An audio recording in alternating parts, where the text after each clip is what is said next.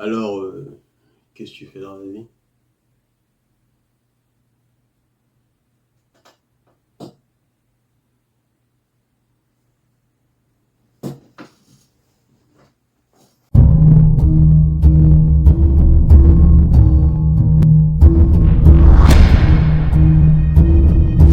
Bonjour.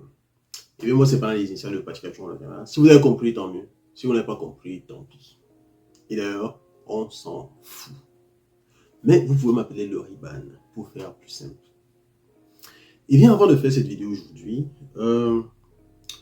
j'étais en train de réfléchir et puis je me suis posé des questions. Je me parlais à moi-même. Je me suis demandé, le Riban, en faisant cette vidéo, est-ce que tu sais qu'il y a une catégorie de femmes qui ne va pas aimer ce que tu dis et par conséquent qui ne va pas t'aimer toi-même?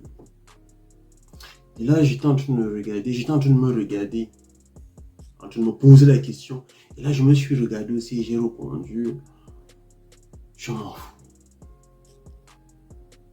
Et bien, si je m'en fous, c'est parce que je sais que dans ma vidéo, je ne suis pas en train de vouloir mettre des femmes dans des mauvaises catégories. Je suis juste en train de vouloir dire que si jamais tu appartiens, si jamais tu es dans une catégorie, dans une des catégories que je vais citer, ça signifie que tu as des potentialités, ça signifie que tu as la possibilité de développer certains critères. C'est un peu comme lorsqu'on dit souvent que l'homme n'est bon et la société le corrompt. Ça veut dire quoi? Ça veut dire qu'il y a certaines positions dans la vie que lorsque tu occupes, ça développe certains caractères en toi, ça développe certaines choses en toi qui vont soit être bonnes pour toi, soit être mauvaises pour toi. Voilà. Donc, aujourd'hui, j'ai envie de parler de certaines femmes qui ont certains boulots et ces boulots-là vont les maintenir célibataires jusqu'à un âge très très avancé. Non seulement ces boulots peuvent les maintenir célibataires, mais aussi lorsqu'elles se marient, lorsqu'elles se mettent en couple, le boulot peut être un inconvénient ou un élément destructeur de sa relation. Alors, allons-y pour le top 5 des boulots les plus dangereux pour les femmes. Voilà, donc, pour commencer, vous savez, j'aimerais partir, et lorsque je dis top 5, ça signifie de l'activité la moins grave à l'activité la plus grave. Je continue de préciser que ce que je vais citer tout de suite, ça ne signifie pas que toutes les femmes qui ont ces boulots, ces activités, sont forcément célibataires. Je veux juste dire que les hommes, parfois, vous évitent lorsque vous demandent ce que vous faites dans la vie et puis vous donnez un de ces boulots-là. Donc la première activité est en fait une non-activité. Ça signifie, c'est la désœuvrée. La désœuvrée, c'est quoi? La désœuvrée, c'est la femme qui ne fait rien du tout. C'est-à-dire quoi? C'est-à-dire que c'est une femme qui est dans la maison, qui est entre les quatre murs, qui ne fait absolument rien du tout de sa vie. Elle n'a aucun projet, elle n'est engagée dans aucune activité professionnelle du secteur formel, secteur informel. Elle n'est engagée dans aucune communauté qui agit dans le but de résoudre certains problèmes dans la société. Elle ne fait absolument rien du tout. Elle est juste à la maison et son plan, c'est d'être dans la maison comme un pot de fleurs, à juste exister. Et bien, ce genre de femme-là, sachez que certains hommes vous fuient. C'est vrai qu'on va dire que le monde a évolué, mais certains hommes vous fuient. Si vous avez déjà des enfants avant le mariage, ok. Mais si jamais vous n'avez aucun enfant, sachez que vous pouvez être très dangereuse parce que les enfants, c'est aussi le travail. Ouais, c'est ce que je veux dire. En quatrième position, donc, j'aimerais préciser aussi ici que je ne voudrais pas citer rien que des boulots de personnes très très élevées dans la société. Je vais faire l'effort de citer 5 qui appartiennent à toutes les catégories sociales ou la plupart des catégories sociales. Voilà. Donc en quatrième position, nous avons la femme avocate ou alors je vais appeler la femme du droit. La femme du droit. On imagine un peu tout le charisme qui vient avec, tout l'argent qui vient avec. Mais sachez que cette femme-là, grande sœur, sache que lorsque tu dis à un homme que tu es avocate, tu es juge, tu as un poste important dans ce domaine-là, dans le domaine du droit, sache que l'homme, il ne te voit plus de la même façon. Il a tendance à fuir. Et pourquoi est-ce que l'homme a tendance à fuir? Parce qu'en réalité, l'homme te voit comme une vipère. Voilà. Vous devenez un peu comme une vipère. La vipère, qu'est-ce qui caractérise la vipère? C'est que la vipère est très calme et très, très dangereuse de par son venin. Son venin est l'un des venins les plus destructeurs. Même s'il y a plusieurs types de vipères, toutes ces vipères ont des venins extrêmement dangereux. Elle est calme. Elle a un pouvoir qu'elle peut utiliser, mais elle attend juste que tu la provoques un peu. Tu vois un peu ce que je veux dire? Ça signifie quoi? Ça signifie que tu ne pourras pas lui dire n'importe quoi dans la maison grâce au droit. Parce que le droit, c'est quoi la caractéristique spécifique du droit? Le droit a cette possibilité de mettre tout le monde au même pied d'égalité, tu vois. Et s'il y a quelque chose, s'il y a une arme de ce genre qui vous met au même pied d'égalité, l'homme n'aura plus la possibilité de jouer à ce jeu préféré là, le jeu préféré des hommes que vous connaissez là, où l'homme dit que je suis le chef de la famille, je suis le maître, c'est moi qui dirige cette petite maison. L'homme n'aura plus la possibilité de jouer à ce jeu. Voilà. Et donc, si tu ne peux plus jouer à ce jeu-là, il y a des chances que tu sois un peu frustré dans la maison, tu vois. Toi, le gars, tu seras un peu plus frustré dans la maison. Et tu sais que si jamais elle demande le divorce, tu es mort. Tu sais que tu es mort, tu vois. Parce que, premièrement, elle sait comment te détruire. Elle sait comment avoir tous tes biens, ou si tu as des biens, elle sait comment avoir tout ça. Parce que elle aura et ses copines qui sont dans la plupart des temps dans le domaine. Elle aura des anciens camarades de classe qui vont lui donner des conseils en ce sens. Elle aura peut-être un ou deux ex qui sont des avocats, qui seront prêts à l'aider. Elle aura même peut-être un juge qui est son ami personnel, parce que de temps en temps, elle sort. Elle aura un juge là qui est son ami personnel et à qui elle va souvent demander des services. Voilà, donc, en fin de compte, tu n'as aucun pouvoir face à ce genre de femme-là lorsqu'elle s'énerve. En troisième position, voilà, je suis sûr qu'il y a beaucoup de personnes qui m'attendent à ce niveau-là. En troisième position, c'est l'infirmière. L'infirmière ou la nurse, comme mes amis anglophones l'appellent. Ok, donc, c'est quoi le problème avec c'est quoi le problème avec l'infirmière? En fait, nous savons à la base que l'infirmière, c'est bien parce que elle peut s'occuper de toi. Elle sait lorsque ça ne va pas. Elle sait comment prendre soin, te nourrir. Elle a beaucoup plus de chances de savoir s'occuper de toi parce qu'elle a appris ça. Non seulement c'est une femme et elle a plus de chances de savoir s'occuper, mais aussi parce qu'elle a appris ça à l'école. On lui a appris ça. Donc, normalement, elle est bonne pour être une femme à la maison qui va bien s'occuper du mari, car c'est l'une des choses que les hommes cherchent en général. Mais qu'est-ce qui fait problème? Le problème, c'est lorsque le programme de son travail viendra frapper à la porte. Lorsque le problème avec son programme, c'est qu'elle pourra sortir à n'importe quel moment, parce qu'on aura besoin d'elle à n'importe quel moment. Il y aura des urgences à l'hôpital, il y aura des moments où elle n'était pas programmée, et puis subitement elle est programmée. C'est-à-dire que même lorsque vous deux, vous avez un programme à la maison, vous avez un programme avec des enfants, il n'y aura rien de sûr avec elle. À n'importe quel moment, on peut dire qu'on a besoin d'elle au travail. On a besoin d'elle au travail. Je suis sûr qu'il y a certains d'entre vous qui savent de quoi je parle. N'est-ce pas? Et la partie la plus grave, c'est lorsqu'elle va devoir travailler nuitamment. C'est-à-dire qu'à ces nuits de garde, il va falloir qu'elle sorte dans la nuit et qu'elle revienne le lendemain matin. Je suis sûr que beaucoup d'hommes ne voudraient pas voir leur femme sortir, travailler tout le temps dans la nuit. pour revenir le lendemain matin et passer toute la journée à dormir. Est-ce que parmi vous, il y a des hommes qui veulent de ça? On ne sait jamais. En deuxième position, on se rapproche. En deuxième position, nous avons la femme manager ou la femme boss, la boss lady. Je suis sûr que vous savez de quoi je parle.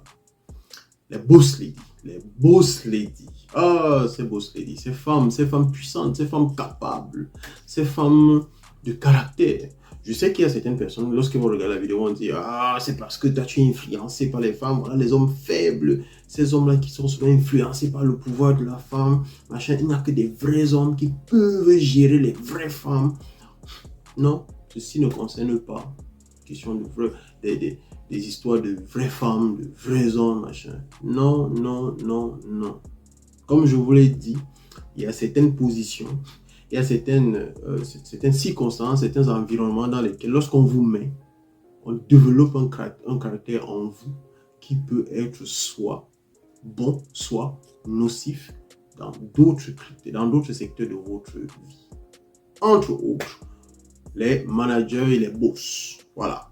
Donc, la boss lady, c'est quoi son problème? Son problème, c'est que elle voit comment elle gère des hommes. Elle est capable, elle est un peu comme Dieu lorsqu'elle arrive au travail. Elle est un manager. Le manager, c'est quoi? C'est qui caractérise souvent les managers et les superviseurs, par exemple. C'est quoi? C'est que le manager, il te donne le boulot. Le manager, il te vire. Le superviseur ne peut pas faire ça. Le superviseur peut-être derrière toi en train de te crier dessus, en train de te dire quoi faire. Mais le manager, il te dit, c'est bon, tu travailles. Ou alors, c'est bon, tu rentres chez toi. C'est tout. C'est le pouvoir là-bas. C'est le pouvoir calme, le pouvoir silencieux là-bas. Le vrai pouvoir. Donc, lorsqu'une femme sent qu'elle a ce genre de pouvoir-là, il y a des chances que, lorsqu'elle arrive devant son homme qui est à la maison, qui n'est peut-être pas boss aussi quelque part, peut-être pas, parce que ce n'est pas tous les hommes qui sont des boss, elle va peut-être chercher à avoir un boss, et lorsqu'elle ne pourra pas avoir, elle pourra peut-être trouver un homme qui n'est pas boss quelque part. Donc, il y a des chances que, lorsqu'elle arrive à la maison en face de cet homme-là qui n'est boss nulle part, elle va se demander, pourquoi est-ce que toi, tu vas me parler sur ce ton, alors que tous les hommes qui sont au boulot là-bas, personne ne me parle comme ça. Donc, une fois de plus, le jeu préféré des hommes, je suis le chef de famille, je suis le chef, je suis le... Non, avec elle, ça ne va toujours pas fonctionner. C'est vrai qu'il y a souvent des exceptions et on sait qu'il y a d'autres femmes qui vont accepter ça. On sait ça.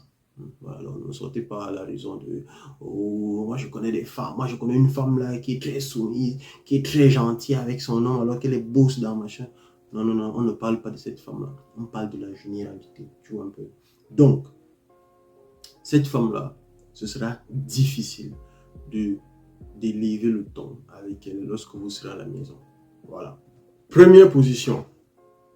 En première position, je suis sûr que vous savez ce qui vient en première position. La première position, en fait, ce n'est pas un boulot. C'est un ensemble de boulot. Je vais donner un nom qui va représenter un ensemble de boulot parce que ce n'est que 5 boulots. J'ai dit 5. 5, c'est très peu. Voilà. Donc, ce que je vais dire maintenant, c'est juste un ensemble. Voilà. Et donc, l'ensemble de boulot que je vais nommer, ce sont les beautés. Les beautés. Voilà. Les beautés. Donc, les beautés, c'est quoi? Les beautés, c'est des boulots où la femme n'est sélectionnée que grâce à son corps. Où la femme est sélectionnée simplement parce que c'est une femme. Où la femme est sélectionnée grâce à son apparence. Où la femme est sélectionnée pour faire valoriser, pour montrer que son corps est un talent. Évidemment, ce n'est pas juste ça. C'est juste que c'est le critère le plus important dans ces boulots-là. Par exemple, les femmes qui sont des hôtesses, les actrices de cinéma, les musiciennes aussi parfois. Voilà, donc voilà à peu près le groupe de femmes qui, grâce à leur beauté, grâce à leur apparence, sont souvent sélectionnées. Qu'est-ce qui fait le vrai problème avec ça? Parce qu'on me demandait, mais c'est quoi le problème? Quelqu'un est juste belle, c'est quoi? Ouais, le problème, vous êtes jaloux de sa beauté, machin. Non. Le vrai problème avec ça, c'est quoi? Le vrai problème, il y a quatre étapes. J'ai créé l'abréviation CGPG. L'abréviation, c'est quoi? CGPG. C, c'est le casting. Le casting, rien qu'au casting. Le casting, c'est quoi? Le casting, c'est lorsqu'on sélectionne, c'est-à-dire que on veut d'abord te faire entrer dans le domaine, dans l'industrie. Voilà. Donc, lorsqu'on veut sélectionner, on va chercher à savoir, on va te regarder. Est-ce que tu es belle? On regarde. Vous voyez un peu ce que je veux dire. Et les annonces qu'on va faire pour recruter, c'est on veut une jeune fille de 18 à 25 ans. 18 à 25 ans, on sait que c'est à cette tranche d'âge-là que les femmes sont souvent très jolies. Vous voyez un peu ce que je veux dire? 18 à 25 ans. Peut-être même 23, ouais. Voilà. Parce qu'à 25 ans, là, tu commences déjà. Mais 18 à 23 ans, on sait que on a 4 ans, on a 2 ans pour t'utiliser un peu là, et puis on passe à autre chose. Donc, le casting commence par l'âge. Le casting aussi va au niveau de son statut matrimonial. On veut savoir si elle est mariée. On dit souvent, on veut que tu ne sois pas marié. Voilà. C'est là où tout le casting est. Pourquoi toutes ces exigences-là lors du casting? Ils savent où ils veulent vous prendre. On sait que c'est à ce niveau-là que certains hommes dans ces industries-là doivent profiter de l'innocence de ces femmes. C'est G. G, c'est-à-dire gagner de l'argent. Au niveau de gagner de l'argent, qu'est-ce qu'il faut? On sait que lorsqu'il va falloir gagner de l'argent, ça veut signifier qu'il va falloir enregistrer, si tu es musicien. Il va falloir produire des musiques. Il va falloir faire ta publicité. Parce que pour que tu sois plus visible, pour que tu sois plus populaire, tu vois un peu, pour que d'autres personnes pour qu'on puisse te recommander à d'autres personnes. Voilà. Parce qu'on a vu que tu es très jolie. Il faut que d'autres personnes profitent de ta beauté. Ce n'est qu'à ce niveau-là que tu vas faire plus d'argent. Tu vas faire plus d'entrées. Parce qu'il y a beaucoup de choses qui vont entrer. Tu vois ce que je veux dire? Ça va faire fort, la go, ça va faire fort. P. P, c'est quoi? P, c'est passer au niveau supérieur. Passer au niveau supérieur, ça signifie que désormais, on va te faire des marchés. Tu vas devoir aller rencontrer des personnes de niveau supérieur. Des personnes que tu ne voyais qu'à la télé. Des personnes que tu admirais, des personnes qui étaient considérées comme tes idoles. Maintenant, tu les vois en face, tu es capable de leur parler. Tu es capable de dire, oh, dernièrement, j'étais en train de manger avec, je ne veux pas citer, dernièrement, j'étais en train de manger avec Charlotte Dipanda. J'étais en train de manger avec, je ne sais pas quelle star, avec Maître Gims. Oh, j'ai appelé Maître Gims l'autre jour au téléphone. Ah bon, je dois aller me balader la semaine prochaine avec, tu vois, ça s'est passé au niveau supérieur. Parce que c'est en passant au niveau supérieur qu'on fait plus de connexions. Tu vois. Voilà. Et pour passer au niveau supérieur, il va d'abord falloir respecter les conditions. Il y aura des conditions. Ça va faire fort, la go, ça va faire fort. Donc C, G, P, G. J'ai dit qu'il y a 4 étapes. Donc, le dernier G, c'est garder le cap. Garder le cap. C'est-à-dire quoi? C'est-à-dire que maintenant, on t'a sélectionné. Maintenant, tu fais de l'argent. Maintenant, tu es monté. Il faut maintenant garder le cap. Ça signifie que tu arrives à un niveau de célébrité. Tout le monde te connaît. On a confirmé ta beauté. On sait que tu es jolie. On sait. Tout le monde sait. Mais maintenant, il faut que tu vives. il faut que tu continues de vivre, il faut que tu continues de gagner de l'argent. Et pour gagner de l'argent, il va falloir, parce que il faut pas se mentir, il y a d'autres jolies filles derrière qui viennent en force. À chaque nouvelle année, il y a un grand groupe, il y a un énorme groupe de jeunes filles qui arrivent. On a besoin de les utiliser aussi. Donc toi, on t'a déjà vu, on t'a déjà trop vu, on t'a déjà trop utilisé. Donc il faut qu'on passe à autre chose. Tu es déjà démodé, tu vois un peu ce que je veux dire.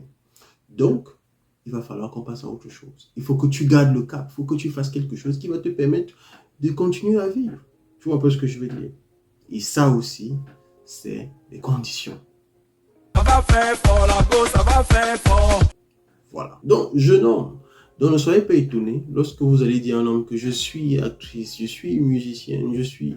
Et puis il va dire, ah, non, un homme qui est sérieux, quoi. Voilà. À peu près voilà les 5 groupes de femmes qui font souvent peur aux hommes. Pas peur vraiment, mais que les hommes regardent avec beaucoup de méfiance. C'est un peu ce que je veux dire. Mais je vais vous donner quand même le bonus. 2 petits bonus. Le premier bonus, ce sont les entrepreneurs. Les entrepreneurs sont une catégorie aussi qui n'est pas... C'est pas très mauvais. Parce que si on entre dans la définition d'entrepreneur qui trouve des opportunités à chaque problème, oui, ça sonne bien, tu vois. Mais quand tu arrives à un certain niveau d'entrepreneuriat, tu ne dors plus. Tu es stressé à tout moment. Parce que l'entrepreneuriat, en fin de compte, c'est quoi? C'est que tu gagnes de l'argent au fur et à mesure. Et tu n'es pas très sûr du lendemain. Et si tu as en face de toi une femme qui n'est pas très sûre du lendemain, il y a des chances que le stress vienne dans votre couple et que ça vous détruise. Donc, certains hommes vont regarder les femmes entrepreneurs et vont dire je ne suis pas très chaud. Voilà. Ces femmes entrepreneurs-là, on va se gérer plus tard. Voilà. Le dernier bonus, ce sont mes amis du côté anglo-saxon, ils appellent souvent les bartenders. Bartenders, ce sont des femmes, c'est un peu comme des serveuses de bar, dans les bars, ou des maquis même, je dirais. C'est-à-dire que ces femmes-là, qui sont souvent en train de travailler dans la nuit très tard, avec des hommes parfois qui sont très riches et qui veulent juste se saouler. Ces hommes-là, de temps en temps, parfois, ont des petits contrats avec ces femmes-là. Tu vois un peu ce que je veux dire.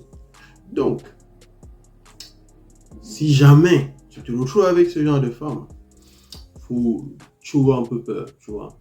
Donc, voilà à peu près le deuxième bonus. Et il y a beaucoup d'autres boulots. Tous les boulots que j'ai cités là, tout ce que j'ai cité là comme boulot, c'est juste des noms génériques. Il y a d'autres choses, il y a d'autres boulots qui peuvent s'agrafer à ce que j'ai cité. Vous voyez un peu ce que je veux dire. Donc, en commentaire, peut-être vous allez me donner le nom d'un boulot que moi je n'ai pas cité. Le nom d'un boulot. Ou alors vous allez me dire comment vous faites pour gérer ces femmes-là qui ont des boulots compliqués. Parce que moi je les appelle des boulots compliqués pour la relation. Voilà. Donc, sur ce, on se parle dans une autre vidéo.